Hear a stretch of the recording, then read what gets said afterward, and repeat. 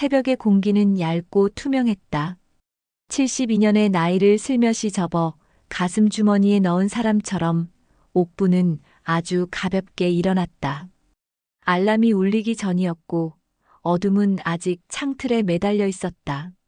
부엌 등불을 켜자 노란빛이 싱크대의 작은 물 자국들을 깨끗이 살렸다. 주전자에 물을 올리는 동안 그녀는 손가락을 쫙 펴고 다시 오므렸다. 손바닥에 붙은 오래된 감정들이 마치 젖은 전표처럼 한 장 한 장 떨어져 나갔다. 내 집이니까 내 맘대로. 전날 꿈에서 남편이 했던 말. 그 문장이 처음엔 날카로운 칼날 같았는데 아침이 되자 손에 꼭 맞는 손잡이가 되었다. 손잡이가 생기자 문이 보였다. 그 문 너머 아직 한 번도 걸어보지 않은 길이 낮게 펼쳐져 있었다. 차는 금방 우러났다. 봉지차의 황금빛 고리는 컵벽을 따라 둥글게 내려앉았다. 혼잣말처럼 그러나 분명한 목소리로 옥부는 말했다. 오늘은 결정하는 날. 말은 입 밖으로 나오며 무게를 얻는다. 그 무게가 발 뒤꿈치를 눌렀고 발 뒤꿈치는 바닥을 꾹 눌렀다. 균형이 잡히는 순간 사람은 움직일 준비가 된다. 현관에서 외투를 걸치며 한순간 망설임이 목덜미를 스쳤다. 혹시 너무 큰일이면? 하지만 바로 이어진 답은 단순했다. 내 삶에 큰일 말고 무슨 일이 더 필요한가?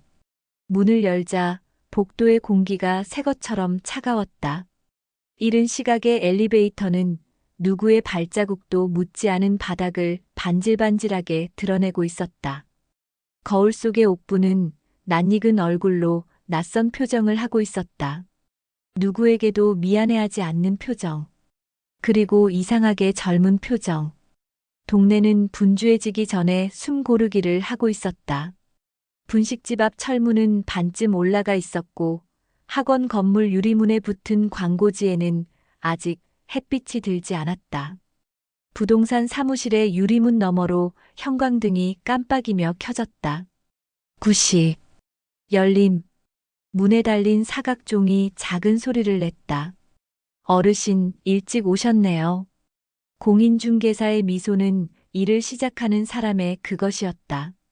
분주하지만 예의를 잃지 않는 오래 연습된 동작들. 결정했어요. 옥분의 목소리는 그보다 더 연습되어 있었다. 평생 가족들을 위해 결정하고 미뤄지고 다시 시작해온 사람의 목소리. 가격표 위에 놓인 연필이 종이를 몇 번 스쳤다. 숫자들이 오르내리다 한자리에 멈췄다. 금매. 두 글자는 누군가의 조급함일 때도 있고 누군가의 용기일 때도 있다. 오늘은 후자였다. 도장은 작고 잉크는 빨갛다. 종이 위에 툭 소리가 거의 나지 않게 찍혔지만 옥분의 귀엔 맑게 울렸다. 마치 멀리서 하모니카가 한 음을 불어대는 것처럼. 사진은 오늘 찍고 오후부터 손님 받을 수 있어요. 중개사는 능숙했다. 능숙함은 안심을 준다. 옥부는 고개를 끄덕였다. 안심은 곧 결심을 굳힌다. 집으로 돌아오는 길, 갑자기 가벼워진 걸음이 어색했다. 같은 길이 이렇게 다르게 느껴지는 건 같은 사람이 아니기 때문일 것이다. 같은 사람인 줄 알았던 자신과 오늘의 자신 사이에는 도장 하나만한 간극이 있었고 그 도장을 방금 찍었다. 현관문을 열자 낯익은 공기가 반가움과 무심함 사이에서 아슬아슬하게 흔들렸다. 소파의 쿠션은 늘 있던 자리에 그대로였고 TV 리모컨은 여전히 테이블 모서리에 반쯤 걸쳐져 있었다. 옥부는 그 리모컨을 가지런히 밀어 넣었다. 사소한 정리의 쾌감이 등줄기로 올라앉았다. 이제 이 집은 내게서 천천히 떠나갈 것이다. 떠나보내는 연습은 작은 것부터 하는 법이다. 점심을 넘긴 일은 오후 초인종이 울렸다. 사진 찍으러 왔습니다. 젊은 직원은 무릎을 꿇어 커튼의 각을 잡고 창틀의 먼지를 손등으로 털어냈다. 침실의 창을 열자 바람이 살짝 들이쳤다. 바람은 방의 냄새를 3번 접어 내보냈다. 젊은이는 셔터를 연달아 눌렀다. 찰칵, 찰칵. 이 집의 기억이 사진으로 갈무리 되는 소리 같았다. 3시를 조금 넘긴 때 첫 번째 팀이 왔다. 신혼에 아직 닿지 않은 젊은 부부였다. 그들은 거실의 채광을 칭찬했고 베란다의 너비를 손으로 재며 웃었다. 금매 맞나요? 너무 조건이 좋아서 남편의 말. 네. 개인 사정으로요. 옥분의 답은 짧았다. 긴 설명은 늘 변명을 담는다. 오늘의 그녀는 변명할 게 없었다. 4번째 팀이 돌아가고 5번째 팀이 올 때쯤 옥부는 부엌 의자에 잠깐 앉아 숨을 골랐다. 발이 약간 저렸다. 그런데 그 저림이 싫지 않았다. 하루를 살아냈다는 신체의 진술처럼 느껴졌으니까. 8번째 전화가 오고 나서야 중개사의 목소리에 흥분이 묻었다. 어르신, 내일 현금 매수자분이 계약하러 오신대요. 끝이 아니라 시작 같았다. 그러나 시작과 끝은 늘 한 가닥의 끈으로 묶여 있다. 옥부는 그 끈을 천천히 손끝에 걸었다. 잡아당기지도 놓지도 않은 채로. 해가 기울었다. 창문 밖 아파트 단지의 등불들이 하나둘 켜졌다. 같은 시간, 같은 동작, 다른 사람들. 옥부는 커튼을 반쯤 닫았다. 오늘 하루를 충분히 보았으니 이제 조금 가려도 괜찮았다. 그때 휴대폰이 진동했다. 엄마, 잘 도착했어요. 짧은 안부. 짧아서 더 멀었다. 옥부는 답장을 하지 않았다. 답장은 내일의 일이었다. 오늘은 대답 대신 결정으로 말하는 날이었으니까. 밤은 깊어졌다. 그리고 그녀는 아주 오랜만에 깊이 잤다. 잠은 결정의 가장 정직한 보상이다. 꿈에 남편이 나타났다. 이번엔 아무 말도 하지 않았다. 그저 멀리서 고개를 끄덕였다. 그래, 내가 내 이름으로 산다. 초인종이 새벽 공기를 깨부쉈다. 벨소리는 예의가 없다. 특히 누군가가 필사적일 때 초인종은 문법을 잇는다. 인터폰 화면은 비어 있었지만 복도 끝에서 캐리어 바퀴가 바닥을 긁는 소리가 그대로 올라왔다. 문을 열자 민수의 얼굴이 보였다. 새파랗게 질린 얼굴, 부은 눈, 바싹 마른 입술. 지영은 이미 울음을 시작하고 있었다. 엄마. 민수의 목소리는 터졌다. 자음과 모음이 서로를 붙잡지 못하고 허공에서 흩어졌다. 들어와. 옥부는 한 걸음 물러섰다. 문턱을 넘어오는 발걸음은 무겁고 급했다. 캐리어는 대충 복도에 넘어지듯 세워졌다. 거실의 공기가 순식간에 뜨거워졌다. 지영의 울음이 방 안의 산소를 잡아당겼다. 어떻게 이럴 수가 있어요? 우리한테 말도 안 하고. 내 집이니까 내가 결정했다. 옥분의 말은 적셨다가 탈수한 천처럼 팽팽했다. 감정의 물기를 반쯤 털어낸 문장. 엄마. 민수가 무릎을 꿇었다. 그 장면은 돌멩이처럼 있었고 오래전부터 예정되어 있던 것처럼 자연스러웠다. 제가 정말 잘못했어요. 근데 이건 돌아갈 집이 없다? 옥분이 물었다. 그 말, 내가 지난 7년 동안 들은 말 같네.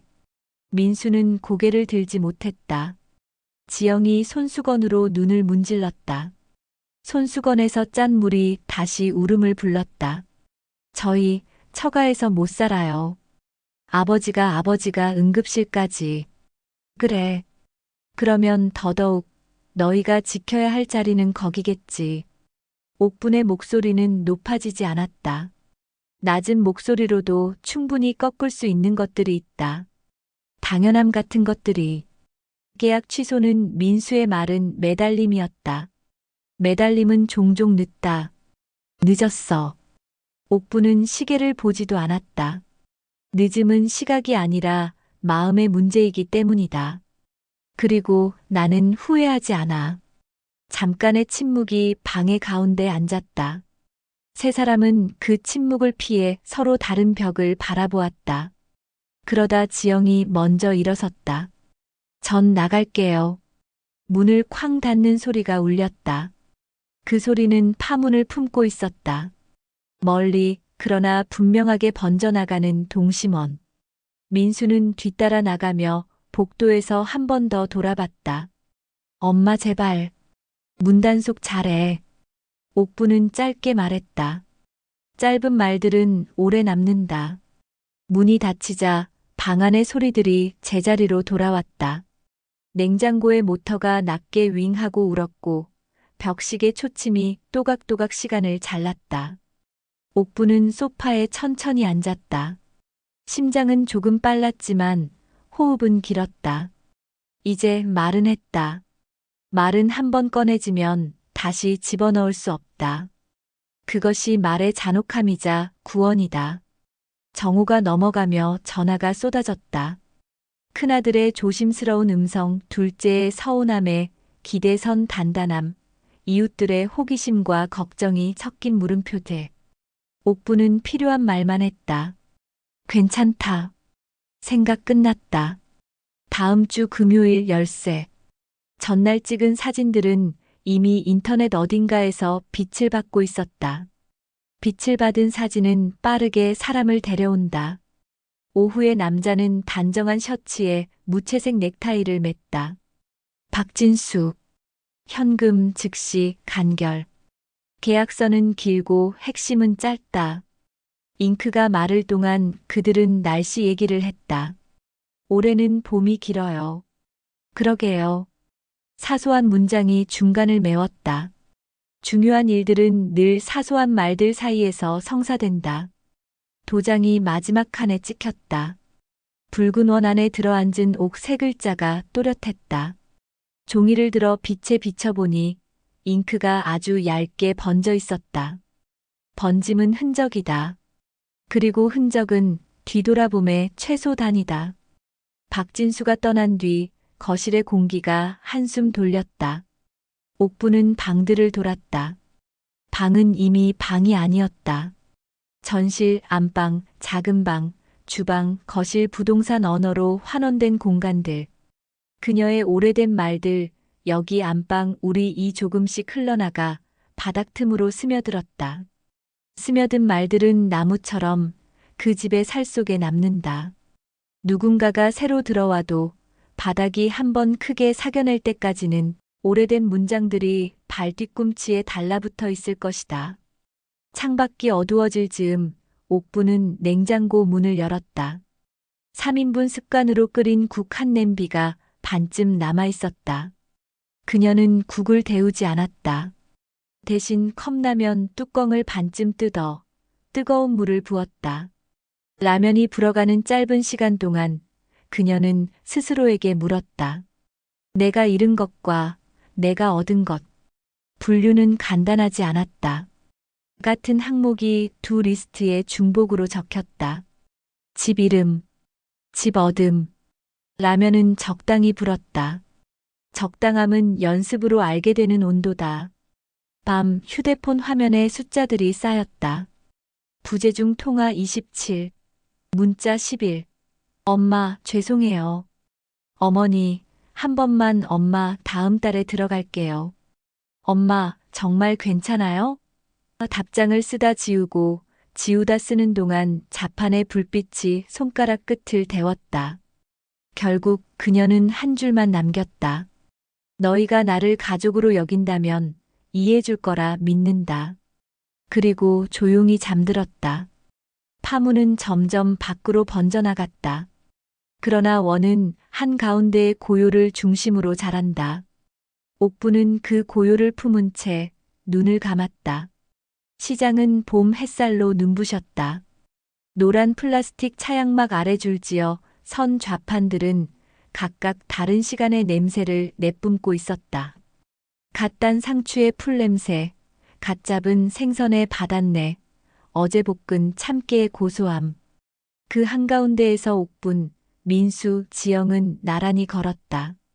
세 사람이 나란히 걷는 건 참 오래된 일이었다. 민수가 멈춰섰다. 엄마, 이 생선 어때요? 옥분이 손가락으로 살짝 눌렀다. 살이 탱탱하지? 이렇게 차올라야 해. 눌렀을 때 금방 돌아오는 게 신선한 거야. 오, 이런 거였구나. 민수는 고개를 끄덕였다. 지영도 묻는다. 어머니, 무말랭이는 얇은 게 좋아요?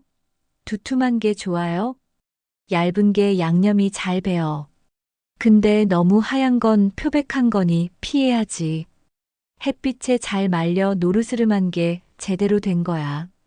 메모할게요. 지영은 휴대폰에 열심히 적었다. 장바구니는 금세 무거워졌다. 멸치 한 봉, 달래 한 줌, 갓김치, 봄동, 싱싱한 달걀. 민수는 그 무게를 들며 어깨를 곧게 폈다. 지영은 옆에서 계산을 챙겼다. 옥부는 걸음을 늦추며 뒤에서 그 모습을 바라봤다. 언젠가부터 사라졌던 장보기의 즐거움이 되살아났다. 원래 이렇게 걷는 거였구나. 그녀는 속으로 중얼거렸다. 시장 끝에 다다랐을 때 옥부는 작은 벤치에 앉았다. 장바구니를 내려놓자 손이 가벼워졌다. 민수는 숨을 고르며 말했다. 엄마, 다음 주부터 루틴 만들자. 토요일엔 시장 같이 보고, 저녁은 우리 집에서 먹고, 밤에는 엄마 집에 모셔다 드리고. 왜? 사람 마음은 자주 꺾이잖아. 생활로 만들면 덜 흔들릴 것 같아서. 지영도 보탰다. 저는 월요일, 수요일 저녁마다 들를게요. 반찬 갈아드리고 쓰레기 버리고. 어머니가 싫다 하시면 그땐 다시 상의하고요. 싫지 않다. 옥부는 짧게 말했다. 짧았지만 모든 허락을 담은 말이었다. 그날 저녁 첫 루틴이 시작됐다. 민수 부부의 작은 원룸 주방에 된장국 냄새가 퍼졌다. 민수는 칼을 쥐고 양파를 어설프게 썰었다. 지영은 양념장을 만들며 간을 보았다. 옥부는 의자에 앉아 입으로만 지휘했다. 멸치는 머리 떼고 내장을 빼야 쓴맛이 안 나. 파는 뿌리째 넣지 마. 흙냄새가 배. 국물이 끓기 시작하며 부드러운 향이 방 안을 가득 채웠다. 민수는 눈을 감고 말했다. 이 냄새 집 냄새네. 지영이 국자를 들어 옥분에게 내밀었다. 어머니, 맛 좀 봐주세요. 너희가 먼저 먹어. 너희 집이잖아. 어머니가 맛있다 하셔야 우리도 맛있어요. 옥부는 국을 떠입에 넣었다. 조금 짰다. 하지만 짠맛 속에 서툰 진심이 녹아 있었다. 조금 짜다. 아, 민수가 머리를 감쌌다. 근데 맛있다. 옥부는 웃었다. 웃음은 국물보다 더 따뜻하게 방 안을 채웠다. 그러나 새로운 루틴의 시작이 모든 문제를 사라지게 하진 않았다. 균열은 다른 데서 솟았다. 지영의 친정 쪽이었다. 지영의 아버지는 병상에 누워 있었다. 지병이 심해져 응급실을 오갔고 지영의 어머니는 거의 매일 병원에서 밤을 샜다. 그런 와중에 지영이 시댁 쪽 특히 옥분과 함께하는 시간을 늘리자 친정 식구들의 불만이 고개를 들었다. 내 아버지는 병원에 있는데 너는 시어머니랑 장 보러 다녀. 언니의 날 선 목소리. 지영은 대답하지 못했다. 마음은 두 쪽으로 찢어졌다. 민수도 흔들렸다. 퇴근 후 어머니 원룸에 들렀다가 집에 오면 밤 10시가 넘었다. 피곤이 쌓였고 회사 일은 자꾸 밀렸다. 회사 동료가 농담처럼 말했다. 너 효자하느라 과장 못 달겠다. 웃음이었지만 마음을 찔렀다. 루틴은 시작과 동시에 시험대에 올랐다. 당연히 해야 한다고 여겼던 일들이 사실은 당연하지 않았다. 지영은 친정과 시댁 사이에서 균형을 찾으려 했고, 민수는 회사와 가정 사이에서 균형을 잡으려 했다. 옥부는 그런 두 아이를 바라보며 속으로만 중얼거렸다. 내가 원래 원한 게 이게 아닌데. 어느 저녁 지영이 말했다. 어머니, 이번 주는 제가 못 올 것 같아요. 친정일이. 알았다. 옥부는 짧게 답했다. 하지만 짧은 답은 오래 남았다. 지영은 눈치를 보며 덧붙였다. 죄송해요. 다음 주엔 꼭. 미안해할 필요 없어. 내가 할 수 있는 만큼만 해라. 말은 그렇게 했지만 방에 혼자 남았을 때 옥부는 알았다. 그녀도 모르게 기다림이라는 단어가 심장에 새겨져 있었다는 걸. 민수 역시 퇴근길에 주차장에서 차 안에 앉아 있었다. 핸들을 붙잡은 손에 땀이 배었다.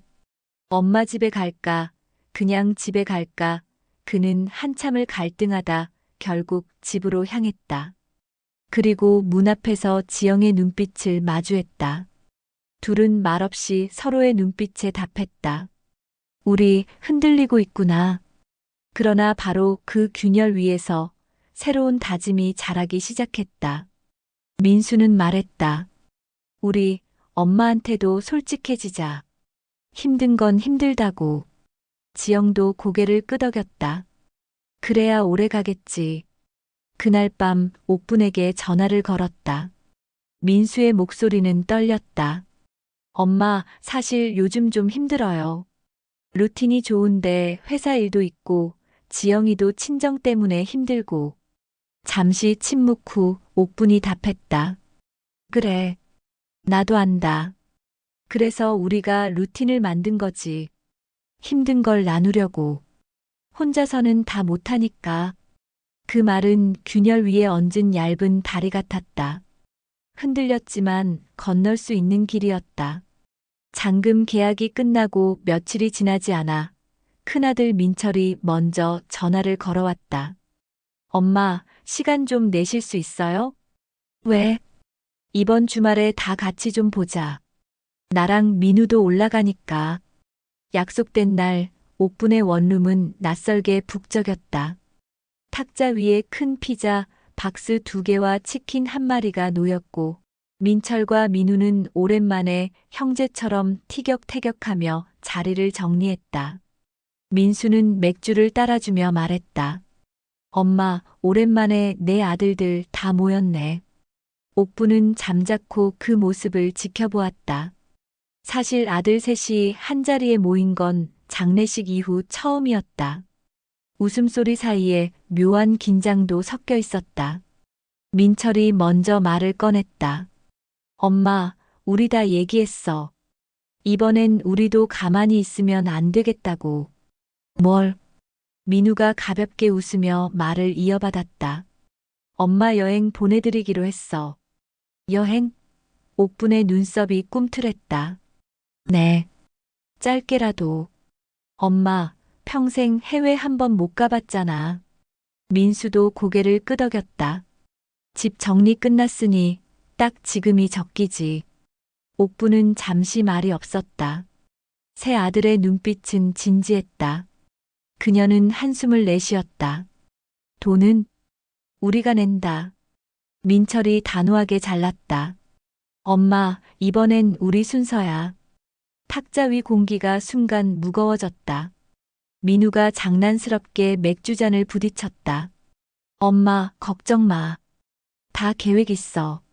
계획? 흥. 민철이 마일리지 쌓아둔 거랑 내가 적금 탄 거랑 민수가 회사 복지 포인트랑 합치면 일주일 코스는 돼. 옥부는 손등으로 눈가를 문질렀다. 너희가 이런 얘길 다 하다니. 민수는 조심스레 말했다. 엄마, 우리가 늘 당연히 받기만 했잖아. 밥, 반찬, 옷, 집 이제 조금은 우리가 돌려드려야지. 잠깐의 침묵 끝에 옥부는 고개를 끄덕였다. 그래. 가자. 어디든. 그날 밤 작은 원룸의 공기는 이상하게 넓었다. 마치 벽이 사라지고 문이 사라지고 집이 집을 넘어 하나의 길이 된 것처럼.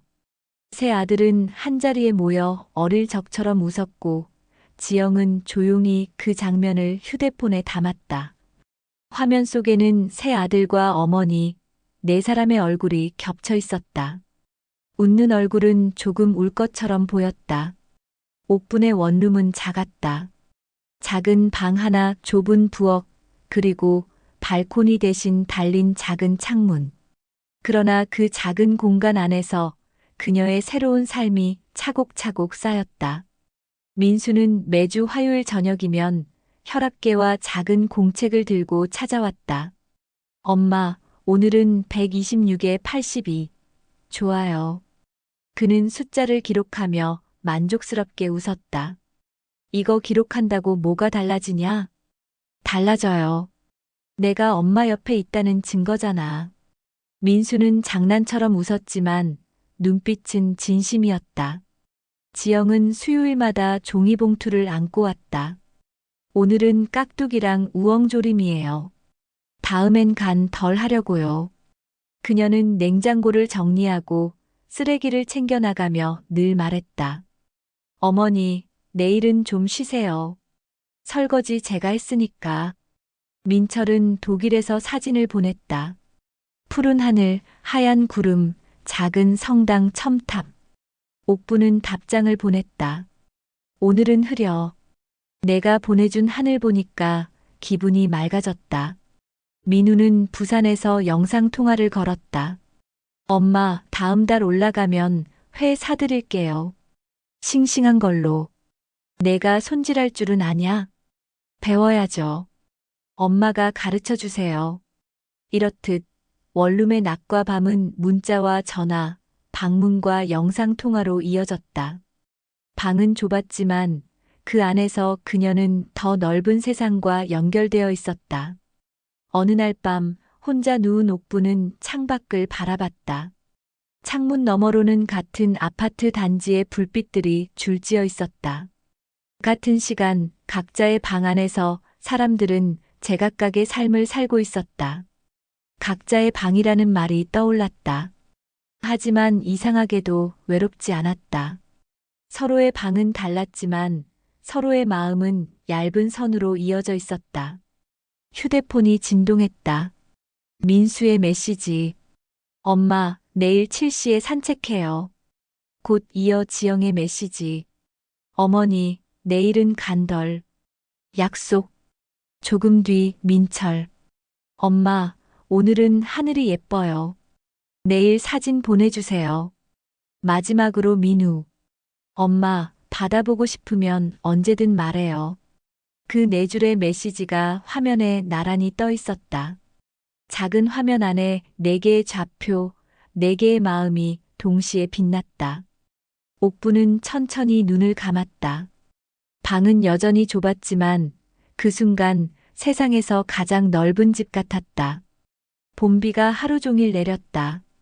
원룸 창문에 빗방울이 작은 길을 만들며 흘러내렸다.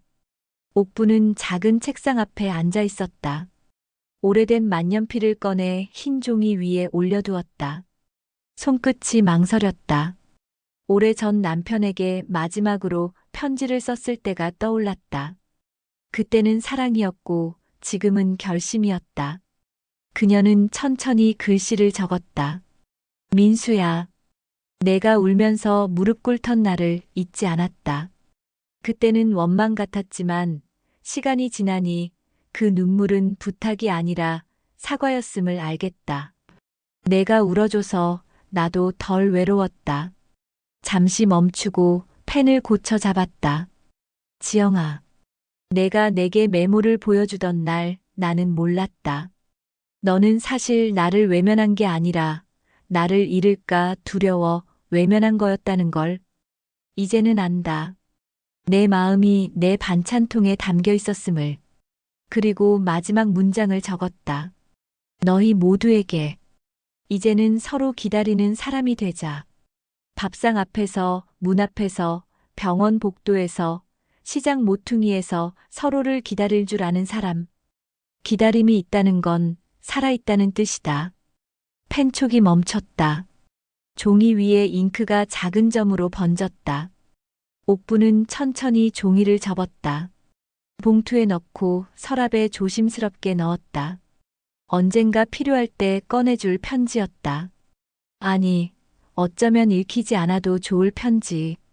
글자는 이미 그녀의 마음을 정리해 주었으니까. 그날 저녁 민수와 지영이 찾아왔다. 된장국 냄새가 방에 퍼졌다. 밥을 먹으며 옥부는 조용히 말했다. 너희 혹시 소원 하나 들어줄래? 네, 어머니. 뭐든 말씀하세요. 지영이 대답했다. 서로를 기다려줘. 나만 기다리지 말고. 민수는 잠시 숟가락을 멈췄다. 그리고 고개를 끄덕였다. 지영도 눈시울이 붉어지며 말했다. 기다릴게요. 서로. 그날 밤 세 사람은 촛불을 켰다. 작은 케이크 위에 세 개의 초. 과거, 현재, 내일. 동시에 불어끄자 불빛이 사라지고 고요가 내려앉았다. 그러나 그 고요 속에는 이상하게도 더 많은 빛이 깃들어 있었다. 드디어 잔금일이 다가왔다. 부동산 사무실은 환한 형광등 아래 분주했다. 서류가 탁자 위에 가지런히 놓여 있었고 붉은 인주가 조심스레 뚜껑을 열고 기다리고 있었다. 박진수 씨가 인사를 건넸다. 그동안 집을 잘 지켜주셔서 감사합니다. 저희가 잘 살겠습니다. 많이 웃으면서 사세요. 옥부는 간단히 답했다. 목소리는 담담했지만 심장은 크게 2번 뛰었다. 서류의 마지막 칸에 도장을 찍는 순간 종이 위에서 툭 하는 작은 소리가 울렸다. 그 소리는 옥분의 마음에 깊게 새겨졌다. 내가 선택했고 내 이름으로 결정했다. 부동산을 나오며 민수가 말했다. 엄마, 점심은 내가 쏠게. 돈 아껴라. 오늘은 아껴서 모은 돈으로 엄마한테 쓰고 싶어. 허름한 식당에서 김치찌개가 보글보글 끓었다. 민수가 두부를 집어 옥분 그릇에 올려주고 지영이 공기밥을 조심스레 엎었다. 옥분은 두부를 집어들며 생각했다. 이 작은 돌봄들이 내가 잃은 것보다 더 크다. 식사 후 셋은 옛집으로 마지막으로 올라갔다. 방 안은 이미 비어 있었다. 그러나 빈 공간에도 여전히 흔적이 남아 있었다. 벽지에 남은 연필 자국 민수 초3, 민수 중1. 지영이 그걸 보고 입술을 깨물었다. 저때 제가 뭘 하고 있었으면 달라졌을까요? 사람 일은 돌아가서 바꿀 수 없어. 근데 지금은 바꿀 수 있지. 내일, 모레, 그 다음 주 토요일. 옥분의 목소리는 단단했다. 열쇠는 결국 박진수 씨 손에 넘어갔다. 현관문이 닫히는 소리가 유난히 맑게 울렸다. 옥분은 엘리베이터 거울 속 자신을 바라봤다. 72세의 얼굴. 눈가에는 주름이 깊었지만 표정은 묘하게 젊었다. 가벼운 사람은 젊다. 마음을 덜어낸 사람은 더 멀리 걸을 수 있다. 원룸에 돌아와 작은 책상에 앉았을 때 창밖에 노을이 길게 들어왔다. 난의 잎이 햇살을 비벼 반짝였다. 초인종이 울렸다. 민수와 지영이 작은 케이크를 들고 서 있었다. 엄마, 오늘은 생일처럼 살자고 했잖아요. 내 생일도 아닌데? 새로운 시작이니까요. 촛불을 3개 꽂았다. 과거, 현재, 내일. 셋은 잠시 아무 말 없이 불빛을 바라보다 동시에 불었다. 불빛은 사라졌지만 방 안에는 새로운 길의 시작이 남았다. 봄이 완연해지자 세 아들은 다시 모였다. 이번엔 옥분의 원룸이 아닌 근처 식당 작은 방을 빌렸다. 둥근 상 위에는 잡채, 불고기, 전, 나물이 정갈하게 놓여 있었다.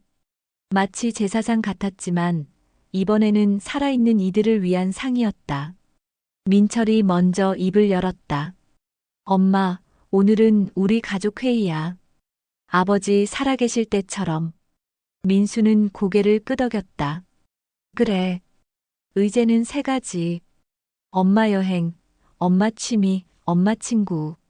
민우는 장난스럽게 소리쳤다. 의제가 왜 다 엄마 거야? 이제부터 엄마가 중심이니까. 민철의 말은 단호했다. 여행 이야기는 뜨거웠다. 남쪽 섬으로 가자는 의견과 북쪽 온천 마을이 좋다는 의견이 맞섰다. 결국 결론은 내지 못했지만 이미 중요한 건 목적지가 아니라 함께 가는 것임을 모두 알고 있었다. 취미 이야기에선 폴라로이드 카메라와 난초 키우기가 후보로 올랐다. 옥부는 웃으며 말했다. 나는 사진 찍는 건 서툴러. 하지만 꽃은 키워보고 싶네. 좋아요, 어머니. 난초 사다 드릴게요. 지영이 즉시 반응했다. 친구 이야기에선 경로당 사람들의 근황이 나왔다. 옥부는 화투 모임의 이름을 하나하나 불렀다. 목소리에는 오래된 정이 묻어 있었다. 회의가 끝날 즈음 민철이 종이 한 장을 꺼냈다. 엄마, 이건 우리가 만든 일정표야. 강요는 아니고 제안. 종이에는 네 줄이 적혀 있었다. 화 산책 민수, 수 반찬 지영, 토 시장셋, 일 통화 민철 민우. 맨 아래에는 작은 글씨로 누군가가 장난스럽게 적었다. 갑작스런 그리움 발생 시 아무 때나 콜. 옥부는 종이를 오래 바라보다 고개를 끄덕였다. 그래, 해보자. 대신 조건이 있어. 조건이요? 민수가 물었다. 너희도 너희 일정표를 만들어. 너희 삶을 너희 손으로 살아야지. 나를 핑계로 미루지 말고. 세 아들은 동시에 네. 하고 대답했다. 그 순간 작은 방 안에 묘한 힘이 돌았다. 아버지가 떠난 뒤 흩어졌던 가족의 중심이 다시 모이는 듯 했다. 그것은 거창한 맹세가 아니었다. 단지 종이 한 장, 글씨 몇 줄, 그리고 지켜야 할 마음 하나. 그러나 그것이면 충분했다. 시간은 흘렀다. 루틴은 습관이 되었고, 습관은 결국 삶이 되었다. 월요일 지영이 반찬 봉투를 안고 나타나 냉장고를 정리했다. 화요일 민수가 혈압을 재고 기록을 남겼다. 토요일 셋이 함께 시장을 돌며 생선을 고르고 봄나무를 담았다. 일요일 멀리 떨어진 민철과 민우가 영상통화를 걸어 하늘과 바다를 보여줬다. 그 작은 반복 속에서 옥부는 알았다. 집은 벽과 지붕이 아니라 기다림과 루틴으로 지어지는 것임을. 어느 날 저녁 창문 밖으로 매미 소리가 들려왔다. 여름이 오고 있었다. 옥부는 난초 화분에 물을 주며 속으로 중얼거렸다. 내일은 또 다른 문장이겠지. 휴대폰이 진동했다. 민수의 메시지였다. 엄마, 내일 산책 코스는 좀 길게 가요. 곧 지영의 메시지가 이어졌다. 어머니, 이번엔 간 딱 맞출게요. 잠시 뒤 민철. 엄마, 독일 하늘 사진 보냈어요. 오늘은 노을이 예뻐요. 그리고 마지막으로 민우. 엄마, 바다 냄새 그립죠? 다음 달 올라가면 꼭 회 사드릴게요. 작은 화면에 네 줄의 문장이 나란히 떠 있었다.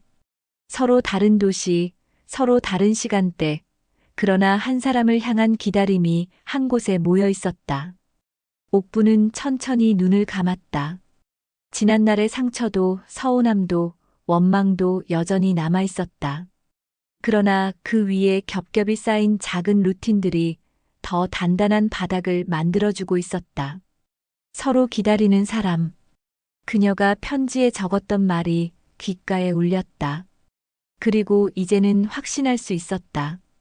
이 집은 무너진 게 아니라 새로 세워지고 있었다. 아침이 오면 다시 시작될 것이다.